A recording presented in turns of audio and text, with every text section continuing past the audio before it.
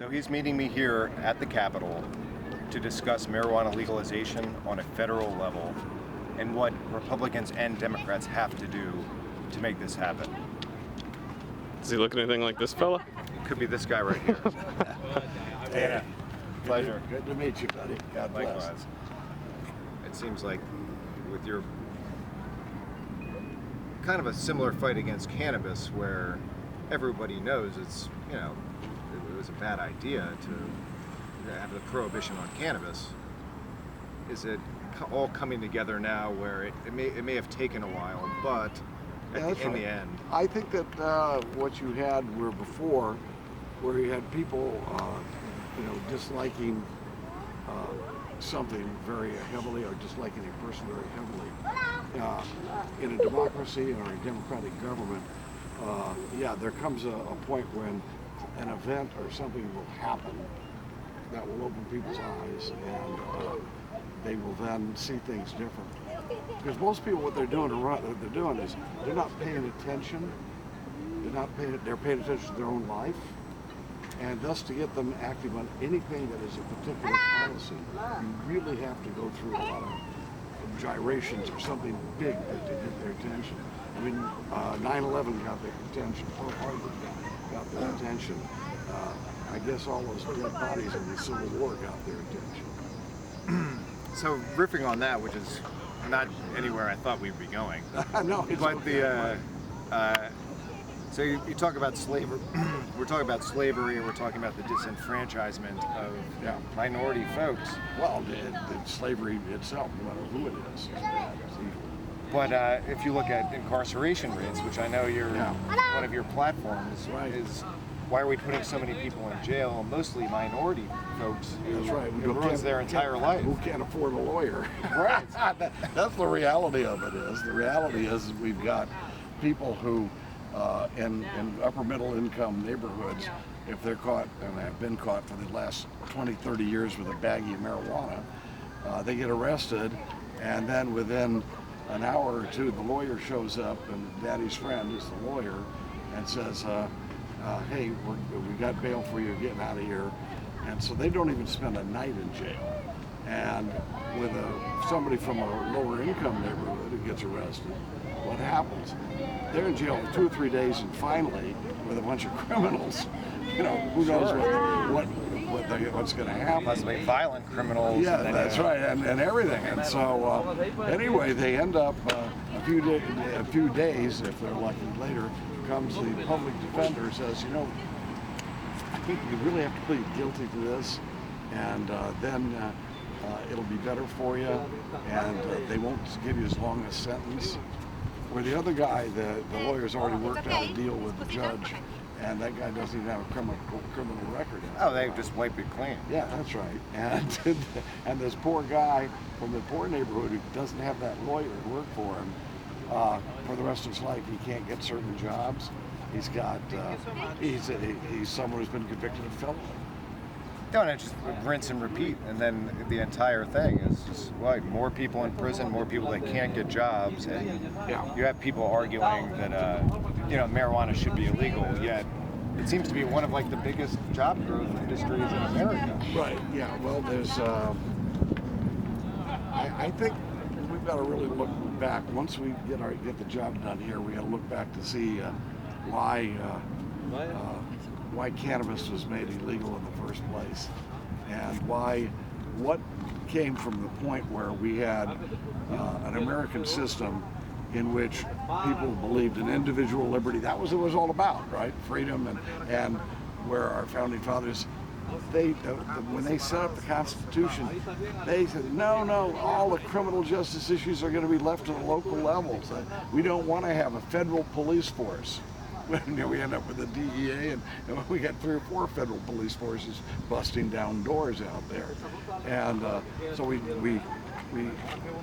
strayed from those basic principles. Now, why did we do that? There were people who benefited from it, and you have to track down who they are, which laws we're talking about. Cannabis, obviously, I think that we've had some people making money off other types of medical treatments. Let's get to the event here. We're going to the Gatsby Tavern. Well, what we're going to do is, I came here many years ago. Actually, I came here when Reagan was president. I was Reagan's speechwriter for 7 years, and that's why I couldn't change the policy, but I did manage to convince the president to make sure he had some real qualifiers in his speeches, and that was, we're not here to put people in jail. We're here to try to help them get off an addiction and prevent them from being addicted to something that then they're out of the control of their own lives. Different than the just say no Nancy well, Reagan that's it. Well, situation. no, Reagan's just say no was the most libertarian thing he could have done at the time. Think about it. What's the option then? The other option was lock them up. No, saying just say no, you are affirming that person can make decisions for him or herself. They have their own choice. Right, Yeah. and that's what we want. We just want you to just say no because we don't want you, and by the way, we don't want people addicted to drugs, and it's just that marijuana is not an addicting drug, and they ended up utilizing this total fraud that was foisted on the people back in the 1920s, I guess, to convince them that we should be treating marijuana as if it's some addicting drug that causes people to go crazy. Reefer madness. Yeah, Well, I guess we're going to talk about it more at the tavern. So I guess so. let's go. Okay.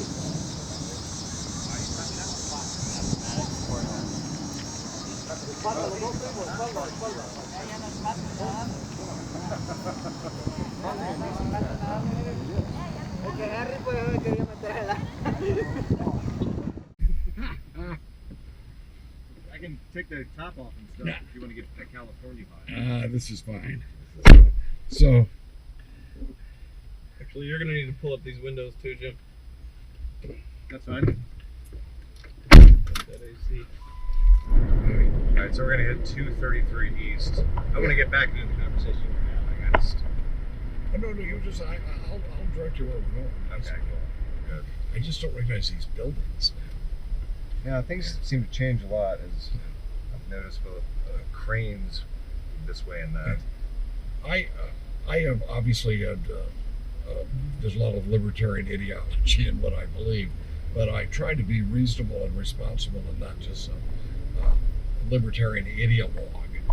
If something isn't going to work and if something is going to harm people, put people through some type of a really, how do you say, put so many of our people in a bad economic situation.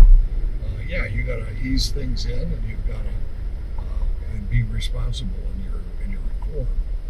Now, it's interesting you mentioned that, because I had met with Governor Gary Johnson, who I'm sure you're familiar with, ran for president. He was talking amongst kind of the same line, where I'm not an anarchist. Like I think there are like something to be said about the government stepping in to some degree to make sense of a little bit of the chaos, but as less as you can keep it, the better. Well, take for example what we're doing with marijuana and drugs. Okay, we are we know now that the government getting in and telling people what they can or can't consume has really done great damage to a lot of people, and it's led to American people, not just people who could use cannabis for their ailments, but also when you got people who are being unjustly put in jail. So, maybe things have changed since I left here. This looks totally different than where I was, when I remember. A philosophical question. Yes. What you were in Congress a long time. 30 years. How different does that look? Even just driving down a street like this, how is Washington changed to that degree? That's a good question. I think the world has changed a lot since then. So you have a lot of look, when I first got in Congress, we were confronting the Soviet Union, and I'd spent most of my life fighting communism, and then, of course, one of Reagan's great gifts to the country was that he helped end the Cold War without a direct military confrontation with the Soviet Union. And that was nuclear attack of some kind. It was one of the great accomplishments. Well, that was all coming to a close when I got here, and so our whole system had been set up for the Cold War, and so there's a lot of other choices to be made and different approaches to be made here. So then there was that seemed to be when I was first elected. Reagan had a strong sense of propriety about him, and there was there was less acrimony then when I first came in, although there was there was, I mean, certainly some. I mean, Ronald Reagan got beat up a lot by people, and personally they called him an amiable dunce and all this crap. So I was always concerned about in Congress was freedom, and because my economic theory is all based on freedom, and and it fits right in with what we're talking about with cannabis. I mean, how much more is being spent when the bureaucracy is deciding for us what we're going to consume, what type of drugs we can try and can't try when it comes to diseases. I mean, when you have something with a medical purpose, and you're saying that you're going to have government bureaucracy determine what's permitted and what's not. What happened to the doctor-patient relationship? Our founding fathers would be rolling over in their grave to say, man, they may actually be in Monticello. I'm pretty sure Thomas Jefferson grew a lot of hemp there. There's no doubt. But the fact is that sometimes you've got to make very tough decisions, and it changes the whole world. Yeah, it's cozying up to Putin, and you've met Vladimir Putin. Yeah, that kind of thing. I met Putin, and he's not a he's not a lovable, wonderful, good-natured politician like our president is. Of course, no. He seems a little shrewder, and the fact that he's ex-KGB is probably, I'll tell you what Putin is. Putin made that Putin is Mayor Daley. Situation. Putin is Mayor Daley with an army. Oh, no, I like that. Yeah, Chicago. Yeah, he's watching out, just like Mayor Daley's watching out for Chicago and his clique. Putin is watching out for Russia and his clique. And he's damn good at it. Yeah, but when Russia was our enemy, it was the Soviet Union, and it was being guided by the idea of an ideology that was dictating what it would do rather than just what's in the interests of its country. You got this avalanche as if what I'm saying is Putin is a good guy. I am not saying that. Yeah, he strangled people with piano wires like the rest of us. I'm sure he did. Yeah, I'm sure he did. I will have to say that we not only have, gangsters who do that in our country, but I think that, it's like we just passed some sanctions. There was a law that just was passed condemning Putin for using a chemical attack. And what was a chemical attack? It was on this guy who was a defector who had defected to British intelligence. Oh, the one he they poisoned at the sushi restaurant? Or did something to him. It was okay. I wonder if during the Cold War, or even since, I don't know about since, but I wonder if in the Cold War that we ever killed any of our agents who were going over to the other side. I wonder if we ever did that. Didn't we? Was it the Rosenbergs? That's right. We executed them officially, but there are. Let me put it. Remember Apocalypse Now? Remember the movie? Absolutely. What was it about? Dennis Hopper's big breakout role? Yeah, that was good too. It was a guy who they couldn't control, one of our own people. They were going to go up and kill him because he was out of control. Okay. Colonel Kurtz. Yeah, Colonel Kurtz.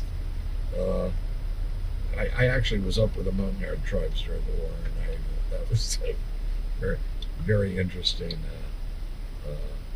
Kurtz was, if you didn't know, Kurtz was a guy who was out with the Mountain Herd tribesmen, and so sending an errand boy to collect the bill. That's good. Hello. Gadsby's Tavern. Yeah, we're here. We just got here, and you guys aren't here yet, so we'll go in and get a table. Are you on the way? Okay, well, okay, I told him 7 o'clock, so you should be getting here about then. Now, how many you got? You got 3, and we got 3, that's 6. Got it, perfect. This is Gadsby's Tavern. George Washington ate here. George Washington, Thomas Jefferson, the Patriots all came to this building, and they weren't teetotalers either. They had good times, and they fought for freedom, and that's what we're here to talk about tonight. Having good times and fight for freedom. We finally arrived at the Gadsby's Tavern, the famed 1785 watering hole, where George Washington celebrated his inauguration, along with fellow founding fathers John Adams, Thomas Jefferson, and James Madison. We walked into the tavern to meet some other high-profile guests for dinner and drinks, and dig deep into the world of cannabis investing. While we enjoyed old fashions and prime rib with our dinner party, sitting at George Washington's favorite table, we had some very interesting discussions about the history of federal cannabis law. Talking about the struggles Dana had during his advocacy made him visibly angry.